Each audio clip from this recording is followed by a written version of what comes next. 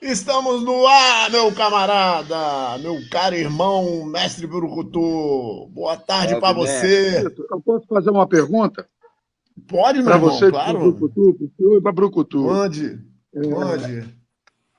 Quando é que vai sair a segunda edição do livro, Opa, essa é Ego e boa. Capoeira?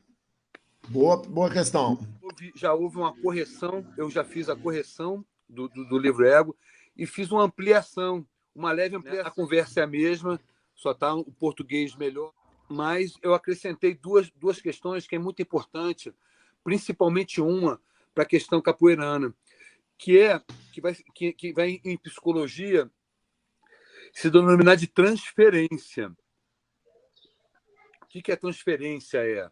Né? Eu vou falar um pouco sobre esse fenômeno para a gente poder alcançar depois o fenômeno de como é que é uma transferência erótica, por exemplo, como é que é uma transferência negativa, ou seja, agressiva, e qual é a transferência positiva. Né? Transferência é aquela coisa que o aluno, ao te ver, ele te coloca no estado, né? É onde ele transfere para você imagens parentais, né? Você está ali no lugar do seu pai. Né? Quando o mestre está no lugar do pai do aluno, essa condição ela é covarde, né? Porque você está numa relação onde o aluno te vê enquanto pai. Então, aquele olhar de admiração do aluno, né, da aluna para o mestre, é um olhar de admiração do pai. E o mestre, o julgador julga os outros por si, observa aquela situação como, opa, eu estou vendo essa admiração sobre brilhando, ela me quer. Não quer, filho. Não quer, não. E ao você vivenciar, e você dar condição a essa transferência, no caso eu estou falando de transferência erótica, mais especificamente, você está se adoecendo e adoecendo a relação, adoecendo muito a Oi, meu menina. querido. Né? Oi.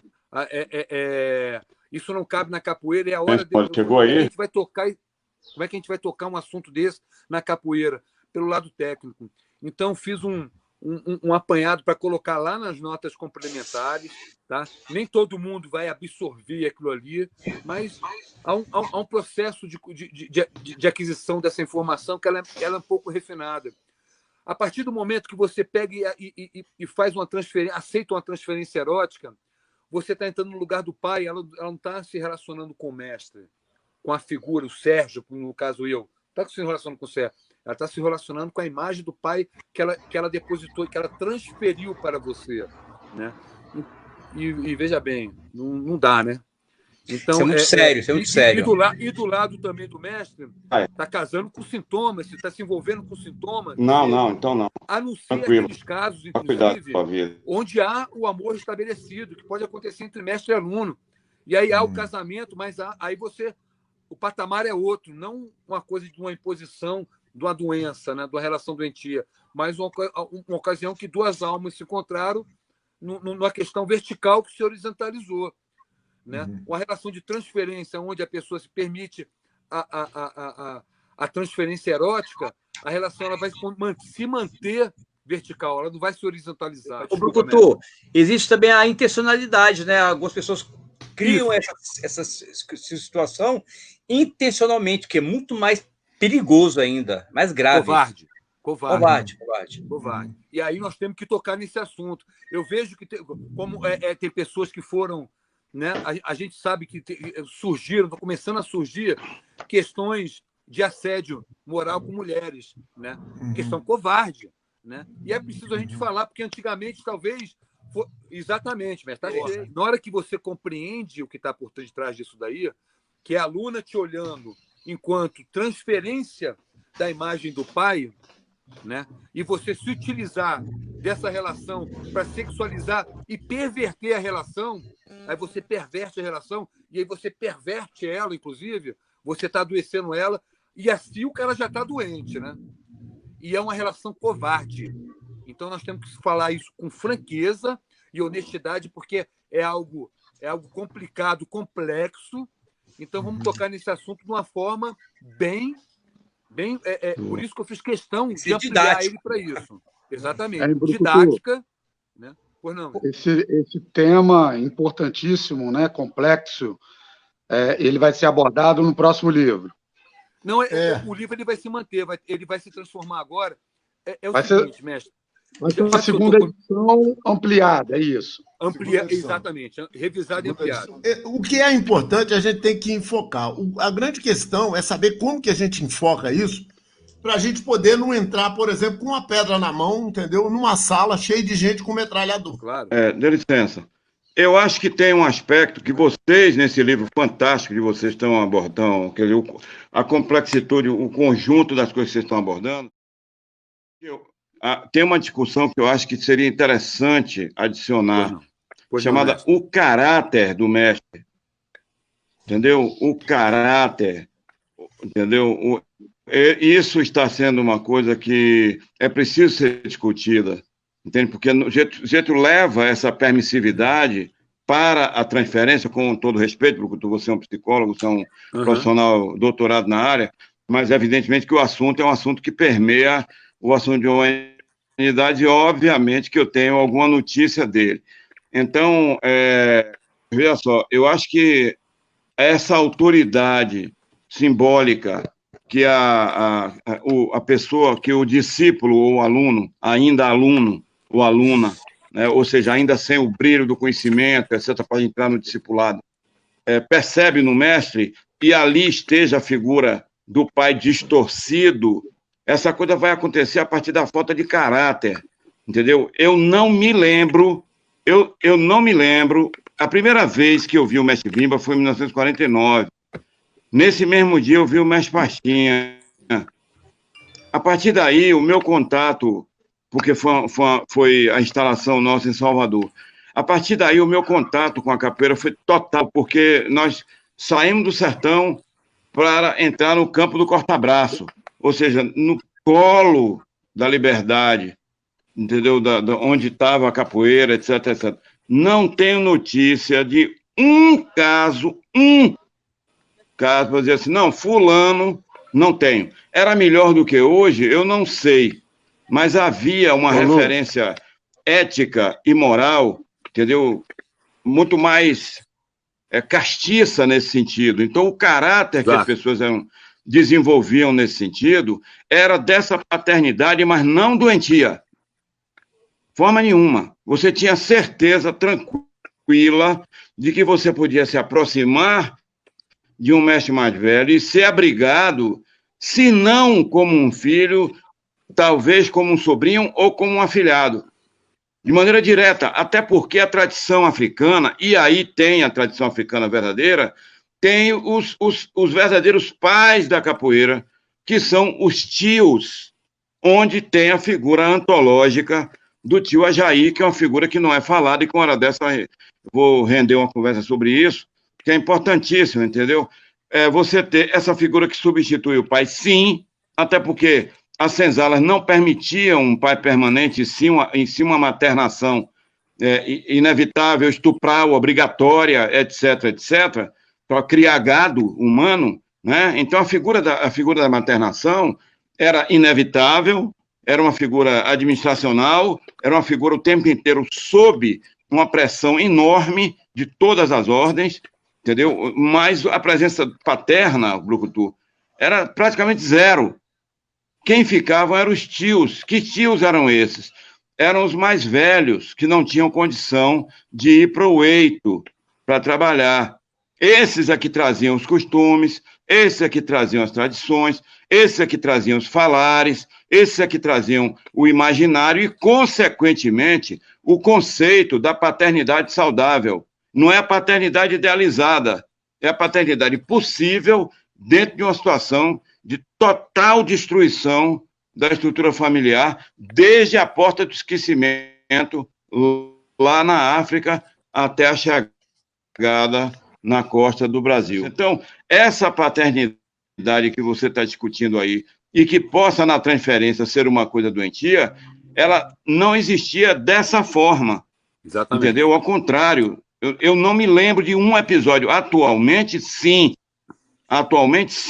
está acontecendo numa escala danosa para a sociedade, para a cultura da capoeira, para a estrutura das relações sociais entre masculino e feminino, entre exatamente o conceito do que seja essa presença disponível desse machismo adoentado, horroroso, que por si só não marca lugar no tempo, de outra forma que não seja uma forma doentia. Desculpa eu estar me estendendo, mas eu acho que é importante colocar isso. Inclusive, do ponto de vista político da capoeira, nós temos que exterminar isso.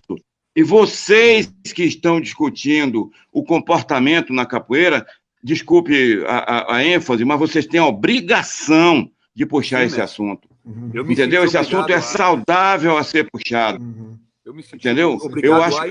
Eu sou fã do trabalho de vocês. Eu tenho uma experiência pessoal nesse sentido que é completamente diferente da maioria das pessoas. Eu nunca na minha vida me envolvi com uma mulher de capoeira.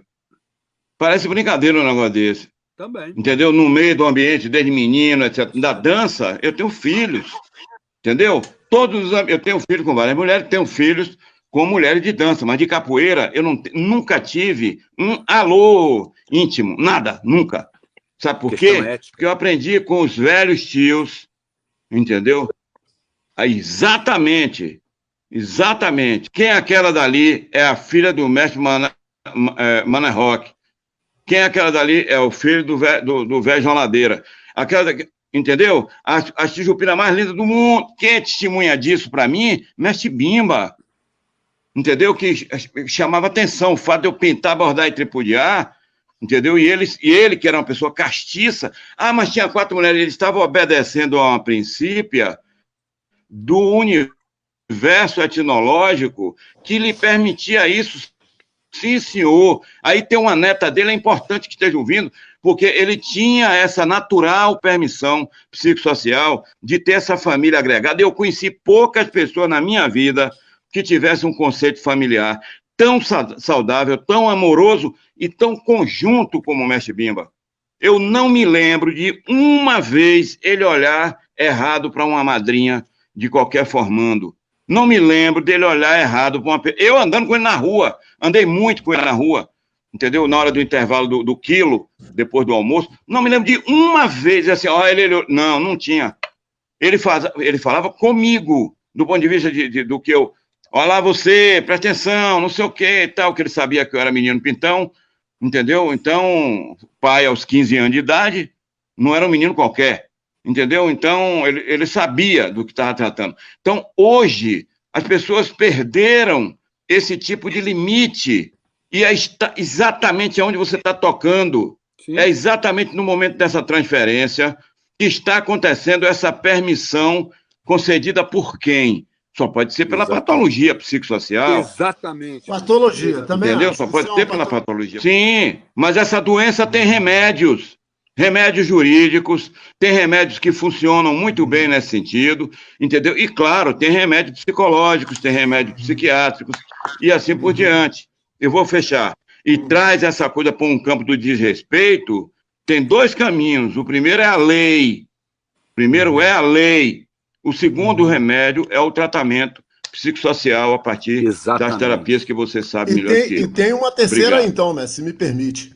Pois não, uma rejeição declarada, deliberada dentro da comunidade da capoeira. Nós não podemos ficar acobertando esse tipo de coisa. Cúmplices. Cumplicidade, não é claro, cobertura, é cumplicidade. Cumplicidade, vira cumplicidade. Não podemos ter cumplicidade. Ô, mestre, eu vou ler uma pergunta para você. Estava dizendo. Antes, deixa eu pontuar essa chegada até de falar, mestre, com licença. Vai firme. Uma coisa. Por isso que eu toquei nesse assunto, com aquela coragem mesmo, de enfrentar. Se eu estou com uma pedra e vou entrar num quarto de metralhadora, que eu tome esse tiro, que eu não morro com esse tiro, não. É honesto isso. E eu vejo que as pessoas não têm base para se criticar. Eu mesmo não conseguia comentar com os outros quando o pessoal fala, como é que eu vou falar sobre que relação é essa do aluno? Como é que é isso que você vai seduzir o aluno? A aluna não está te desejando, filho. Isso é uma fantasia da sua cabeça. Não julgue ela por você. Você está fazendo uma covardia com ela. E não só fazendo uma covardia, você está perpetuando sua doença. Eu coloquei então, isso no livro de uma forma acadêmica. Isso, né? aí. De uma forma acadêmica, para depois a gente poder botar uma linguagem que todo mundo entenda, né? Porque tem que entender. Sempre, mestre. Eu acho que é um esforço que a gente tem que fazer. Inclusive, tem pares nossos que me envergonham, porque sempre quando vem falar entre nós, capoeiristas, querem utilizar o conhecimento que vem lá da academia. Aí dá um termo, aí depois tem que dar o outro termo para mostrar o que é cultura no meio da... Para, gente. Né? Vamos falar a linguagem, mas eu também não posso perder a profundidade e a complexidade, né, que está ali. Eu acho que eu consegui. Vai ser quem vai ler que vai me dar. Eu fiz o esforço de falar lá na nota complementar de uma forma onde que eu consigo um embasamento, que as pessoas se embasem de compreender a covardia que está fazendo, tá entendendo? O que vai acarretar na vida da pessoa, que você vai causar uma marca indelével, como vai dizer o mestre Angoleiro, uma vida a troco de quê? De um prazer ali, que você, inclusive... Que prazer covarde é esse, cara? Onde tem prazer em covardia, cara? Isso é doença, bicho. Não tem outro nome para isso. Veja bem, aqui, mestre, eu estou até botando numa situação da transferência erótica. Né? Existe outro tipo de transferência que o mestre esquisito coloca também, mas ele coloca na forma da imposição, que é a transferência negativa. Qual é a transferência negativa? O teu aluno te olha como mestre, a pessoa, aquele que vai te orientar e tudo mais, e você pega aquela carga, né, de transferência e quer agredir o aluno, seu covarde. Vai lutar com o lutador, porra. Quer bater em aluno, achar que está batendo, porra. Vou pegar esse camarada grandão. Teu aluno não vai lutar contigo. Você está causando outra marca, covarde, no teu aluno, cara. Vai lutar, meu irmão. Não falta gente para querer lutar, cara. Mas vai lutar. Tem seu espaço para lutar. Vai para a arena real. Vai para a arena, exatamente. Dentro da fala do mestre Angoleiro, sensacional, obrigado, mestre, pela aula, né, em total acordo. Tem uma hora que o senhor fala da questão patológica, né, da doença, o Brucutu também falou isso, do defeito de caráter. Eu vejo que existe o defeito de caráter, que é uma coisa que pode ser trabalhada e talvez até corrigida e modificada através de um trabalho com psicólogo, enfim, né, com um trabalho específico em cima da área, mas existe o caráter defeituoso, que são coisas que, na minha visão, são coisas diferentes, né, o defeito de caráter e o caráter defeituoso. O caráter defeituoso, eu não vejo que existe possibilidade de isso ser modificado, né, em questão a esse abuso envolvendo a sexualidade, como o mestre Brucutu trouxe. Aí eu gostaria de ouvir uma explanação do senhor, do mestre Angoleiro, qual é a visão do senhor em relação a isso e do próprio Brucutu. Caráter defeituoso, muito bem colocado por você, tá? Você vai compreender assim, não, esse não tem mudança. Tem. Existe uma coisa em nós seres humanos, né, que se chama aprovação social. Por mais que a gente acha que não, a gente busca sempre uma aprovação social de uma certa forma. Se a classe desaprova isso, desaprova com veemência, uma coisa que a gente tem que parar porque você tem a condição de trazer a ele a possibilidade. É melhor eu mudar, porque tá feio. Mas aí, Brucutu, eu não posso mais. Assim, as pessoas que pegam, vamos proteger o mestre, os cúmplices da situação também, começou, pai, não vamos proteger o mestre, não. Vamos proteger a vítima? Vamos pensar em proteger a vítima? Deixa eu só pontuar uma coisa. Na minha visão, o caráter defeituoso para uma outra área da vida dele continuar fazendo a mesma coisa. Entendeu? Exatamente. E onde talvez naquela outra área não haverá uma reprovação coletiva, como você está colocando. Sim. Entendeu? Mas esse caráter defeituoso ele não vai mudar. Mas o defeito de caráter, se é um defeito de caráter, essa reprovação coletiva pode ser que ele mude. Né? Que ele mude esse defeito de caráter. Porque, no fundo, ele não tem um caráter ruim, não é um caráter defeituoso. Ele está sobre, não sei que a psicóloga vai poder, sobre influência, ou um momento, oportunidade, não sei. Né? Mas, enfim, Era isso que eu queria só fazer essa pontuação. Gratidão. A doutora Alice está nos esclarecendo aqui, e ela tem razão, que tem que ter cuidado com essa noção, genericamente, de que a aceitação em ser dominado nem sempre é tudo. Nas palavras dela, é preciso ter cuidado com relação à aceitação de ser dominada. Esse pensamento hegeliano pode responsabilizar a vítima por não reagir. É verdade, eu concordo com você. Tá eu estou dizendo que no plano lato sensu, né, isso acaba acontecendo. Por exemplo, dentro do caso da capoeira, que é onde o universo que a gente está falando, as pessoas que estão, por exemplo, sob o regime de um determinado mestre, agressor, né, uma pessoa que humilha aluno, que explora, não sei o quê, em princípio ele não tem nenhuma razão para ficar ali. Não tem nenhuma lei que está obrigando ele a ficar naquele universo. Exatamente. Então, a transferência obriga a ficar, né? Licença, mestre. Eu entendi Claro, que a dona Alice colocou, e principalmente também o que o mestre Adelmo acaba de colocar. Me atentando para essa questão, que é o quê? Às vezes, a pessoa está ali na relação transferencial, sabe? Ela não vai conseguir sair daquela relação assim tão fácil, porque já foi estabelecida. É a pessoa que vai encaminhar ela para a compreensão do estado que ela está. Né? Nesse processo, ela está adoecida. Por isso que eu digo que é uma covardia você te utilizar disso.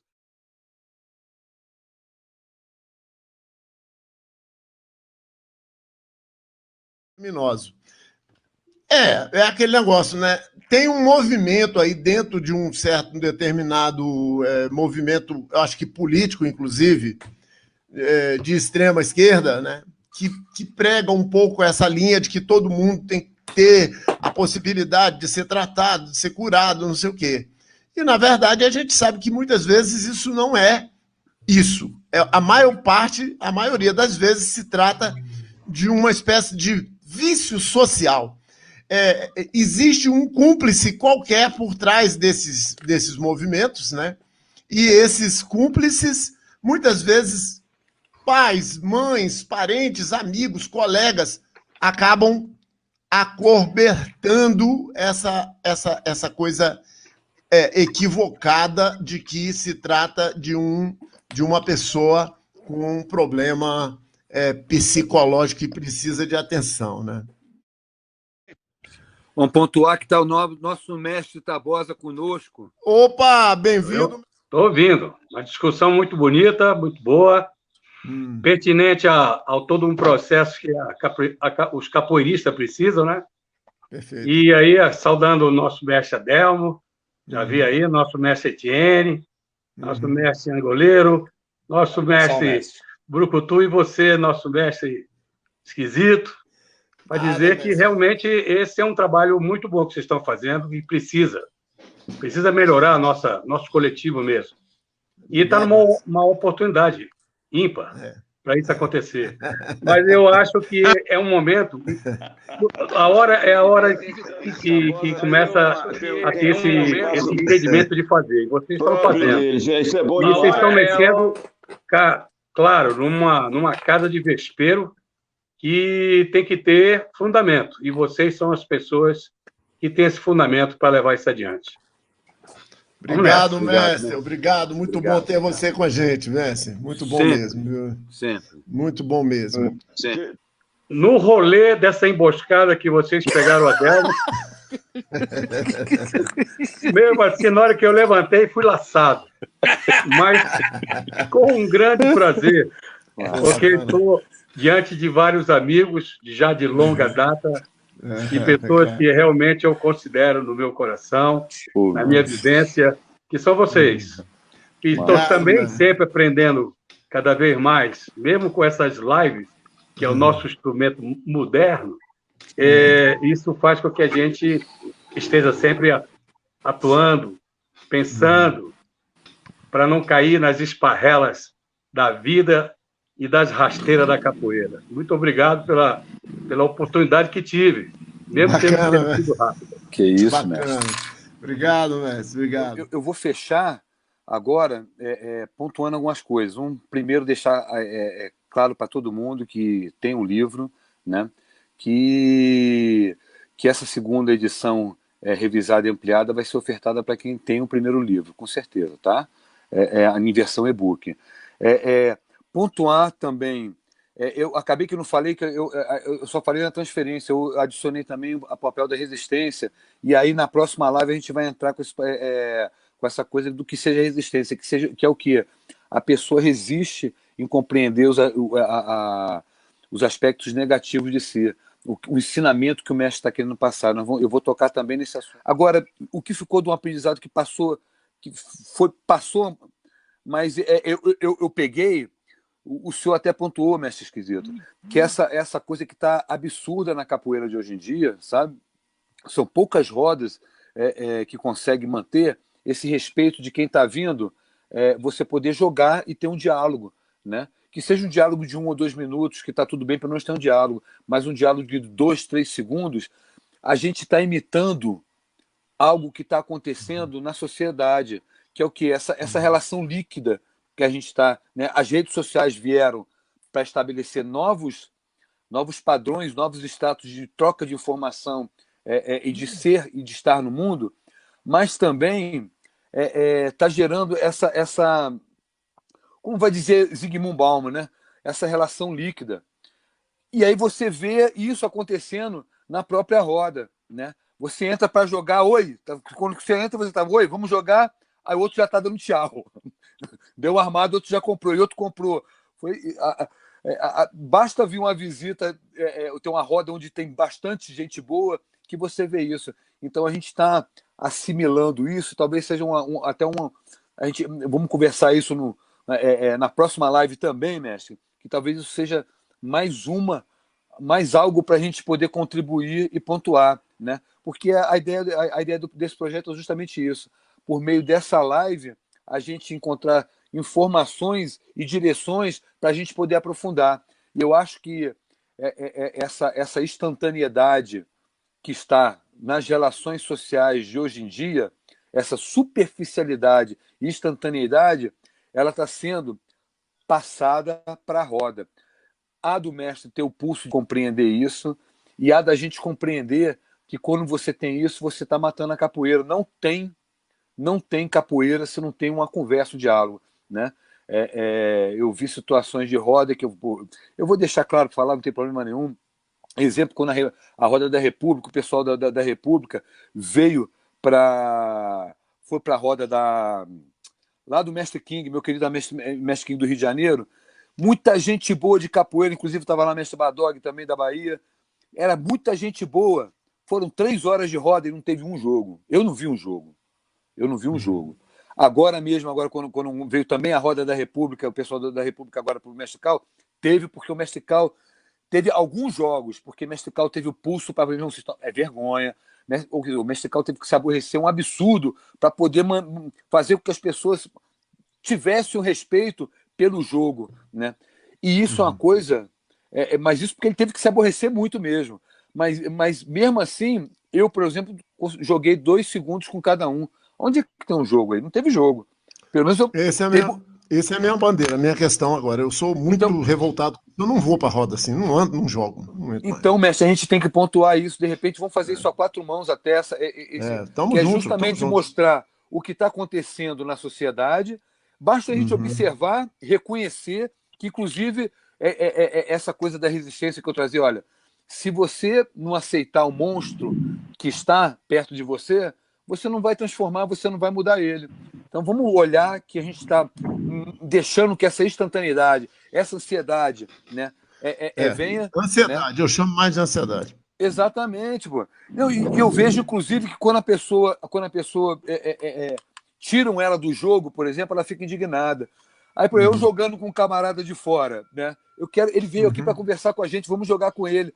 Aí me vem um cara que me conhece há mais de 30 anos, que joga comigo capoeira há 30 anos, me tira um jogo desse, ele não comprou o jogo, ele me roubou o jogo, me roubou a possibilidade de poder fazer isso a 4 mãos. Opa. E por aí vai. A gente vamos aprofundar isso, mestre. A parte da resistência e a parte da transferência eu já escrevi, mas vamos botar esse ponto, eu vou aprofundar esse ponto aí. Vamos ver de que maneira que a gente inclui isso no nosso livro. Gente, eu quero agradecer a todo mundo, mestre Adel.